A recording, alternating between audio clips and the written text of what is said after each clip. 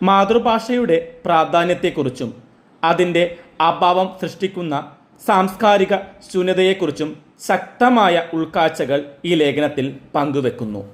ഭാഷ കേവലം ആശയവിനിമയത്തിനുള്ള ഉപകരണം മാത്രമല്ലെന്നും അത് നമ്മുടെ സ്വത്വത്തിൻ്റെയും സംസ്കാരത്തിൻ്റെയും ജീവനാഡിയുമാണെന്ന് അദ്ദേഹം തൻ്റെ അനുഭവങ്ങളിലൂടെയും നിരീക്ഷണങ്ങളിലൂടെയും സമർത്ഥിക്കുന്നു. ഒരു കുഞ്ഞ് തൻ്റെ അമ്മയിൽ നിന്ന് പാൽ കുടിക്കുന്നത് പോലെയും മുട്ടുകാൽ ഇഴയാനും പിച്ചവെക്കാനും പഠിക്കുന്നത് പോലെയും തികച്ചും സ്വാഭാവികമായ ഒരു പ്രക്രിയയാണ് മാതൃഭാഷ പഠിക്കുന്നത് എന്ന് പ്രകാശ് രാജ് ചൂണ്ടിക്കാണിക്കുന്നുണ്ട്. അതിന് പ്രത്യേക പരിശീലനത്തിൻ്റെയോ അധ്യാപനത്തിൻ്റെയോ ആവശ്യമില്ല. ചുറ്റുപാടിൽ നിന്നും നാം അറിയാതെ തന്നെ ആർജിച്ചെടുക്കുന്ന ഒന്നാണ് അത്.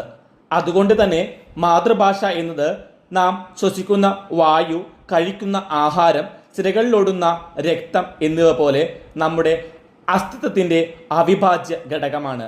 അത് പഠിക്കുകയല്ല, നമ്മിൽ ജീവിക്കുകയാണ് ചെയ്യുന്നത്. ഭാഷ ഒരു സംസ്കാരത്തിൻ്റെ തായ്വേരാണ്.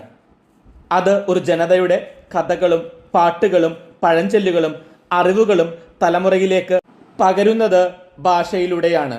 നമ്മുടെ സന്തോഷം, ദുഃഖം, സ്നേഹം, ദേഷ്യം എല്ലാ തീവ്ര വികാരങ്ങളെയും പൂർണ്ണമായും പ്രകടിപ്പിക്കാൻ മാതൃഭാഷയോളം ശക്തമായ മറ്റൊരു മാധ്യമമില്ല.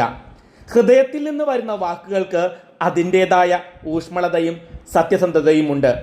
മറ്റു ഭാഷകളിൽ ഈ വികാരങ്ങൾ പ്രകടിപ്പിക്കുമ്പോൾ അതിനൊരു കൃത്രിമത്വം അനുഭവപ്പെട്ടേക്കാം. പ്രകാശ് രാജിൻ്റെ മാതൃഭാഷ കന്നഡയാണ്. കന്നഡയിൽ മാത്രമല്ല മറ്റു പല ഭാഷകളും അദ്ദേഹത്തിന് സംസാരിക്കാനും എഴുതാനും കഴിയുന്നുണ്ട്.